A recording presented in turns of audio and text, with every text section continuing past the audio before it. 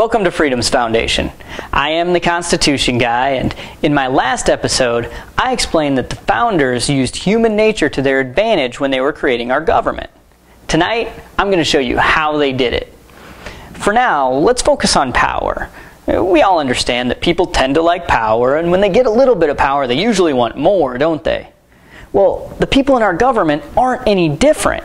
So that means that when we give the government a little bit of power, the people who run the government are usually going to want to go and take more.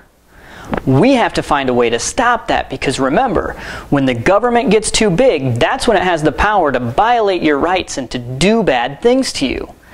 But how do we stop the government from getting more power?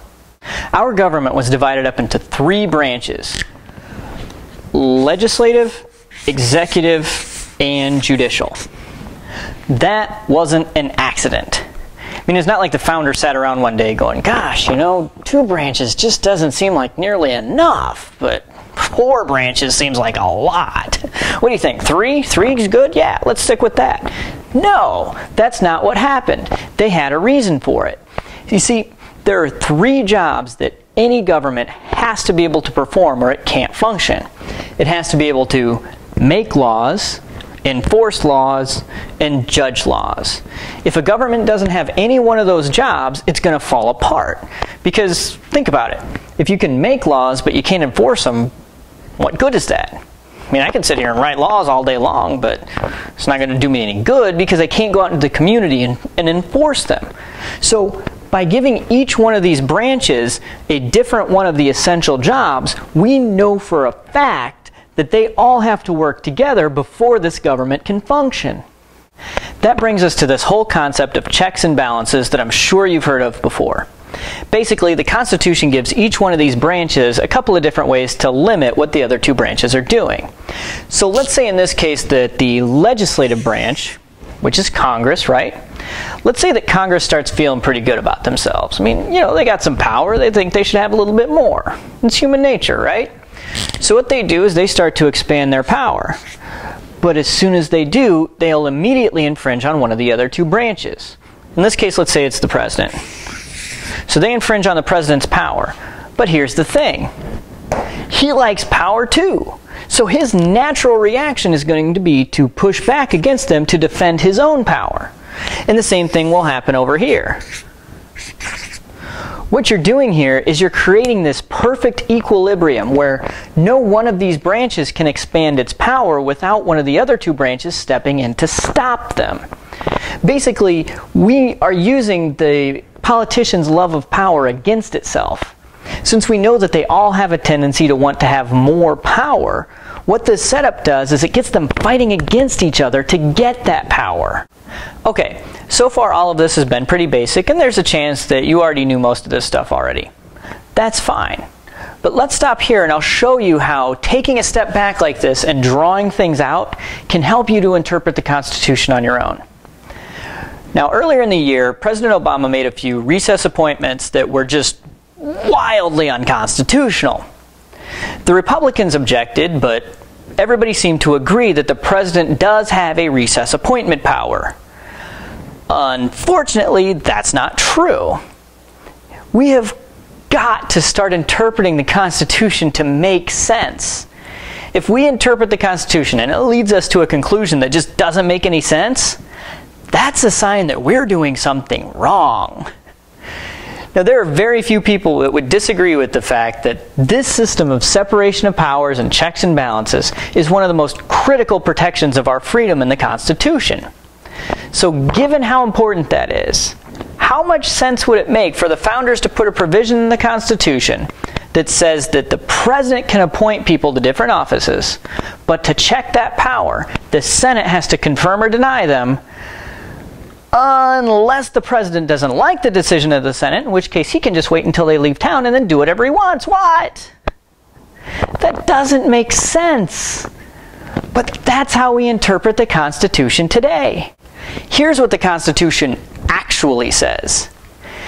The president shall have power to fill up all vacancies that may happen during the recess of the Senate. Happen is the key word here. What this means is, if the Senate's out of town, so they're at recess, and then a vacancy comes up, the president can fill in that position until the Senate gets back to town. The idea here is to create a continuous government that can function without interruption. Remember, back in the day when the Constitution was written, if the senators went back to their home states, it might be weeks before they could get back to the Capitol. So imagine what would happen if the Senate's at recess and the Secretary of State dies. Well, that's a really important position, and we can't afford to have the government come to a screeching halt just because the Senate's out of town. So the founders thought, you know what? If the Senate's out of town and a vacancy comes up, the president ought to have the power to fill up that vacancy just to make sure that the government can keep running. Then the assumption was, once the Senate got back into town, they would deal with that vacancy through the normal means. Now, doesn't that make a whole lot more sense than the way we interpret it today? Of course it does. But if I went to Capitol Hill and I made this exact same argument to them, somehow I'd be the crazy one. Figure that one out. Alright, back to our illustration. This setup creates that equilibrium where no branch of government can get too big. But there's still a problem here, isn't there? I mean, what happens if all three branches get together and they say, you know, if we cooperate, we can just grow this entire federal government, and then there'd be more power for all of us to share. So how do you stop that?